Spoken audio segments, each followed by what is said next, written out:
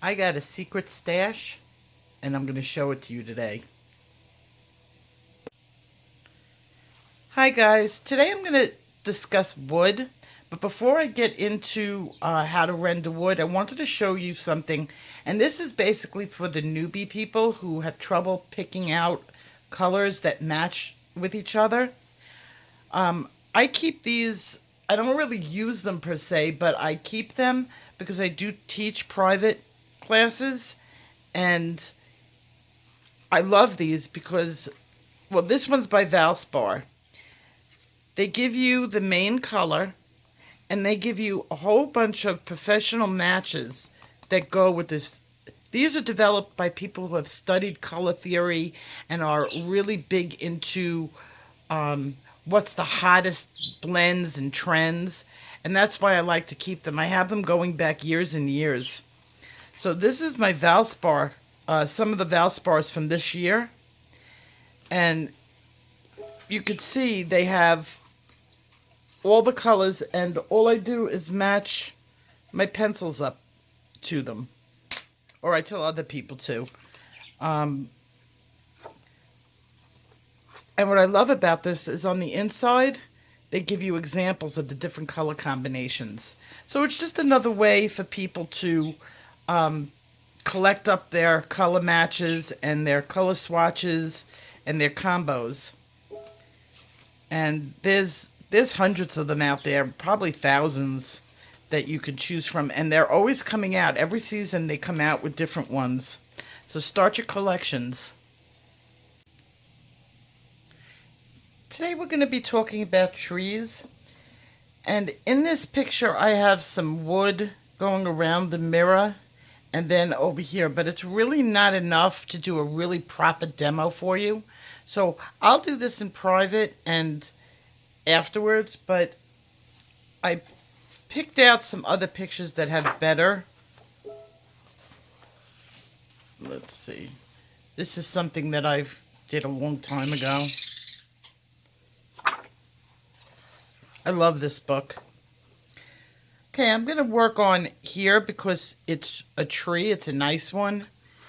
And when I want to do like furniture wood, I picked out even another one. I think it's the beginning of the book. Well, it doesn't matter right now. But I picked out a nice piece of furniture that had some really good wood patterns on it. So today I want to give you some pointers on doing trees before I get into the actual combinations. What's really good about trees,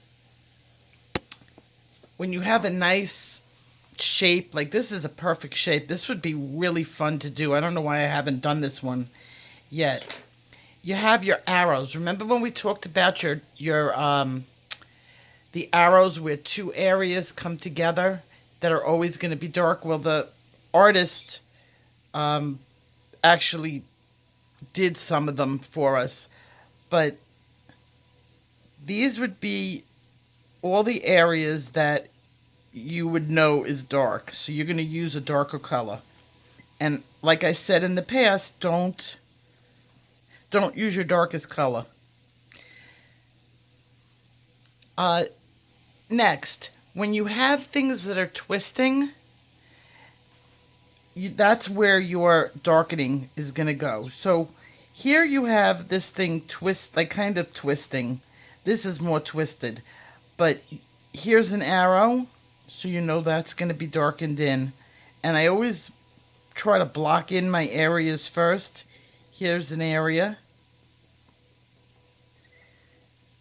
Of course, in here. All under here will be darker because this is on top of this. So we know this is going to be all darkened in. So block in your pictures first. Under here is always going to be dark. Now, sometimes they get real gnarly, which is a lot of fun to do. It's kind of like a combo between a ribbon and but wood. So you just get your darks in where they need to go so that they'll always be dark. When I'm doing wood, I always pick out a whole bunch of browns. Now, in this case, I'm working with, well, I'm not working with pumpkin orange. Although you can, it would look nice in the trees, in the wood. I'm working with dark brown, burnt ochre, light umber, and sienna brown. You're not limited, but I like to maybe limit my colors to like 4. Always have a yellow pencil. Canary yellow is my go-to yellow, but there's so many in there if you want to use a lighter yellow. What the canary yellow will do for a picture? Well, first of all, if you happen to make mud, that ugly brown that's caused by all the colors mixed together and it turns to mud, you add some yellow in. This is an old picture. I can do better than this picture now. Practice. But if you add in the yellow, it seems to bring out the richer colors in the wood. Now, you don't have to make this as bright. I wanted the bright highlights because it was kind of like a dusk situation where I wanted the lights in the house to be bright. So I made them very light. But yellow will undo whatever mud you created. It could save a picture.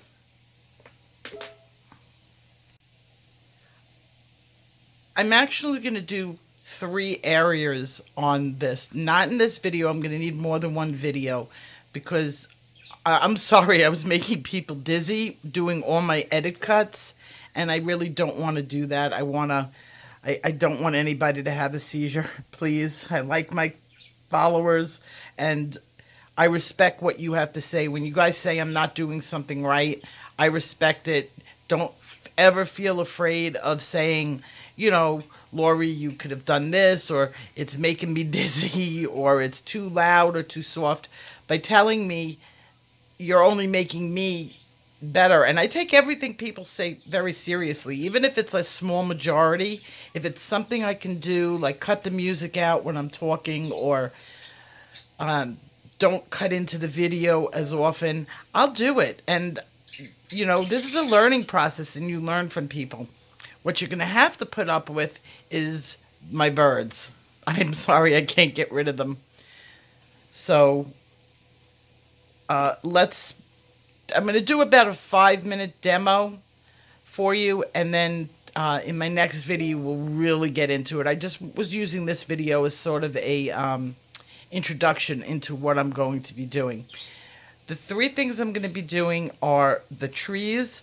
I'm going to do wood like you'd find in a house wood, and I'm going to do mushrooms because they kind of sit in between. The techniques sit in between, and I do love doing mushrooms. It's just a lot of books. You could see over here, a lot of books incorporate mushrooms with the fairies.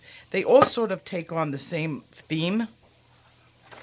So over the next couple of days, my texture, I was hoping to do only a week of texture, but it doesn't seem like I'm going to have enough time to do everything I want to do with you. So we're going to just keep rolling with the different textured objects and see where we go. It might last a month for all I know, because I keep finding things that I just want to share with you and teach you. So this is my intro to wood. So I'm going to ask you my question of the day. And before I get off of here, I would like to know, what book, if you were in a fire, okay, and you got to save one book, what book would you save? Now, I know everybody's going to say, I'd save my Prismacolors. Not so much. You've already done work in the books. You like your book. I want to know, what book would you save in a fire? And you only get to choose one. None of this, oh, I have so many I love. One. Because if people say a certain book and I don't have it, I want to go out and get it so that I can help people work from the books that they're working from. So let me know in the comments below, and I will see you probably later on today with the first of the wood demonstrations. Take care. See more, hit that like and subscribe. And don't forget to ring that bell.